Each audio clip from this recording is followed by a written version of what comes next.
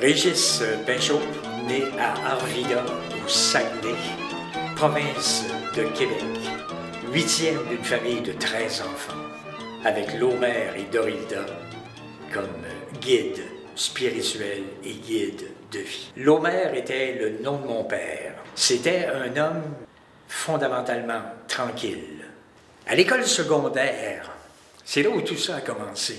Il y avait un professeur d'art visuel qui s'appelait Hugh John Barrett, qui était un peintre connu, très actuel, qui appartenait à la génération des Beatniks et à la fin des années 50. Et on passait une journée par semaine avec lui, mais Hugh John s'intéressait qu'à ceux qui s'intéressaient au dessin et à la peinture.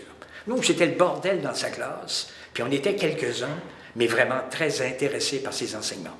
Il nous donnait des conseils. La deuxième année, quand ça a continué, il m'a encouragé. Il a dit, tu devrais continuer à t'exprimer de façon très libre, comme tu le faisais. J'avais toujours mon carnet, j'avais toujours mes petits dessins, j'avais toujours mes griffonnages. À Vancouver, c'était 1000 métiers, 1000 misères, mais c'était surtout la découverte de tout un milieu artistique, d'être très, très près de Arts in Action, au tout départ. Arts in Action, c'était mon premier contact en me disant je vais revenir à la peinture. Mais là, c'était aussi de voir comment les gens s'exprimaient. Moi, je disais, avec ce que je vois, ce qui se fait, ma place est là. Je suis ni meilleur, ni pire, ni juste différent. Et je n'ai pas de complexe par rapport à mes choses.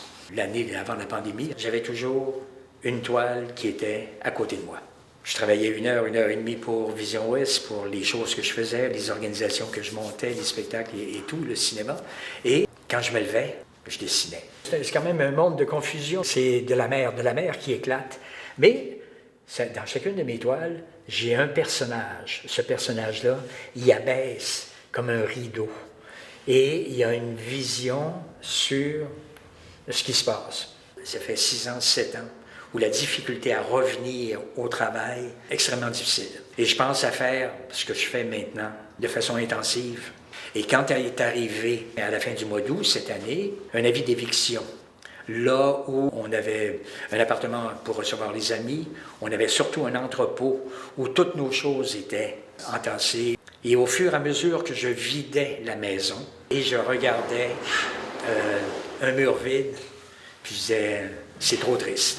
Donc, je remettais dans le lieu vide, je remettais une de mes peintures. L'avant-dernier soir, avant que tout soit complètement vide, j'ai invité une trentaine d'amis à qui je n'avais pas dit que je faisais de la peinture. Et là, il y a entre autres Pascal Leroy, de la Fabrique Saint-Georges. Pascal, il dit, non, tu viens chez nous, on fait une exposition. Ben, je suis là.